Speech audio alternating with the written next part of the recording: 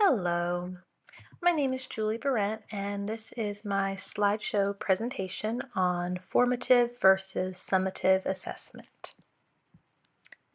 Starting at the beginning, let's see what we're going to be talking about. We're going to discuss formative and summative assessment, but what are they? What are the differences? And what do they measure?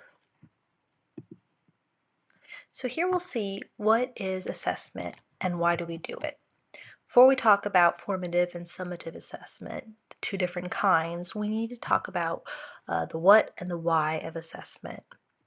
So the what of assessment, what is it?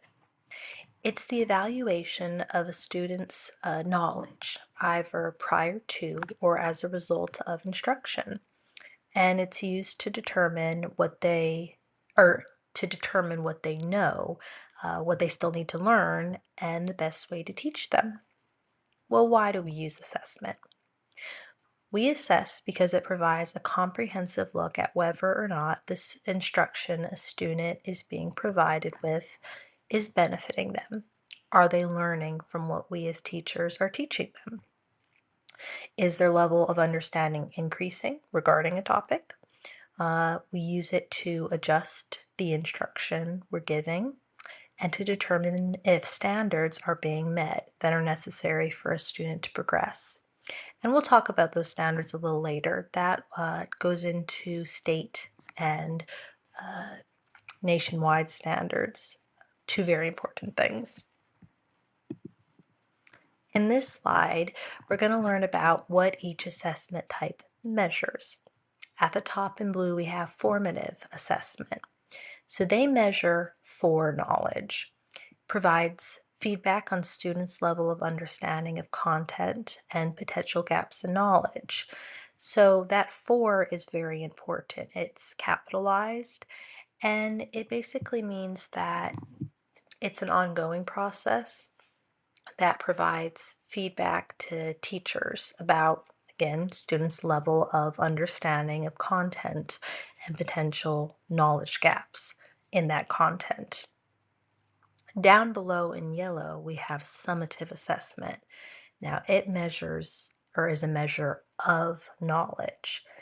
And the difference in summative versus formative is that summative, it measures the knowledge of what the person has learned at the end of instruction. It's not ongoing like formative. It is measuring the sum total of the knowledge gained at the end of maybe a unit or in college, you might take one of these. A placement test is an example of it. And we'll go into more detail about these. Now at the top, you'll notice a green sort of bubble. And I wanted to mention here a third type of assessment. This type of assessment we're not going to go into great detail, but it is worth mentioning. It's called diagnostic assessment. This is a highly specialized form of assessment given to students by trained professionals to determine if extra needs are present that require support. And those needs might be for gifted students or students with special needs, possibly ADHD, or just different learning styles that need a different level of support. But it can also be used at the start of a unit to determine pre-existing levels of understanding on a topic. So you might be teaching a unit on fractions and decimals, but you give a diagnostic test to your students at the start and discover that most of them have a pretty good understanding of decimals, but they lack understanding of fractions. So you're going to use that to focus your teaching on fractions. So that's an example of what you can use it for. In this slide, we're going to look at when each assessment type typically occurs. Formative is ongoing, so continually. Throughout lessons and instructions, it's used to ensure content comprehension and to make adjustments as needed to the methods being used.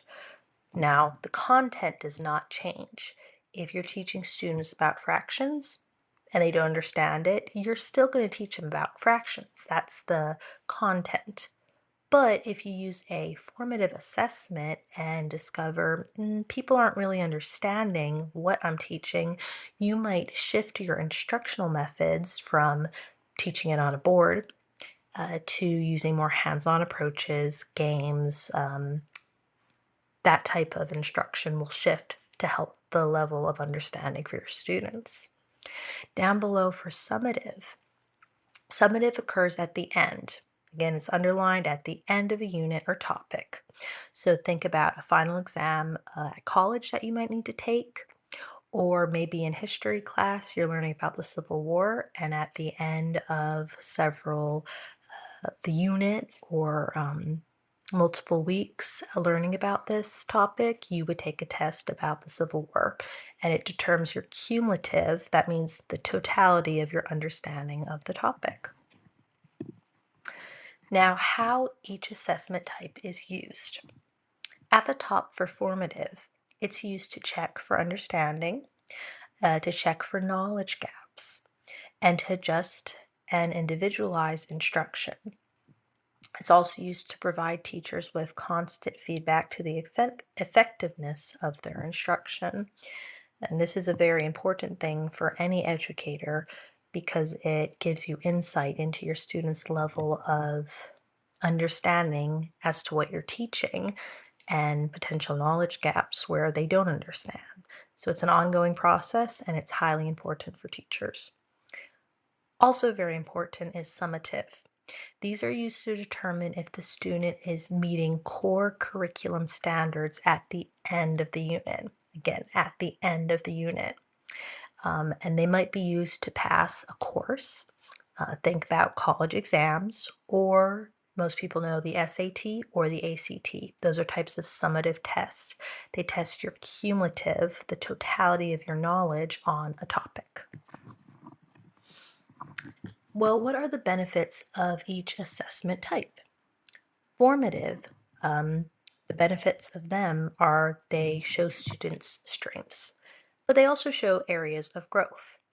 They provide feedback that can be used between the teacher and the student to deepen understanding of educational goals. So a student can learn, well, where are my strengths? Where do I still need growth? And what are the expectations my teacher has of me, and how are they going to support me to meet these goals? So it can be a really positive way to help support students with their learning goals. It also helps support differentiated instructional practices, and this tends to lead to positive outcomes for students and teachers. So different ways to teach. One student might learn well hands-on, needing to build something and construct it to learn a topic, while another student might read about it and find that that is enough to understand the content. Either one is perfectly appropriate. It's just different ways of understanding information. And your formative assessment will help look for if a student will need that individuated instruction. And then over here, summative helps educators determine a core state, if core state, and nationwide standards have been met. Nationwide and state standards are critical, especially teaching public or private school, to make sure that your students are on track and on target. They also help determine if the student is ready to progress to the next grade level, or they can be used to enter university. Think ACT or SATs. Those are summative tests that determine if you are have the level of understanding to get into these colleges or universities. All right, and our second to last slide is, well, what are examples of each assessment type? Formative at the top, examples are quizzes, knowledge check games, think any educational game like Kahoots.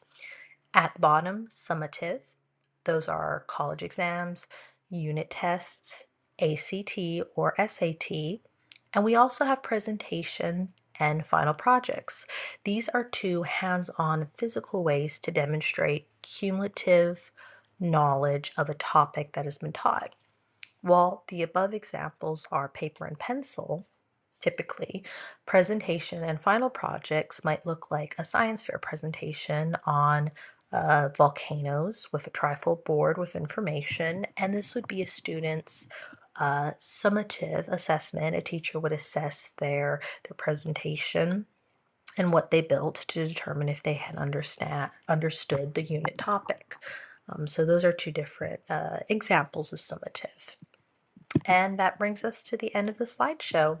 Thank you so much for listening and learning a little bit more about assessment, specifically formative and summative, and how they can really help guide teachers and students to make effective instructional choices and to just deepen understanding and knowledge of content.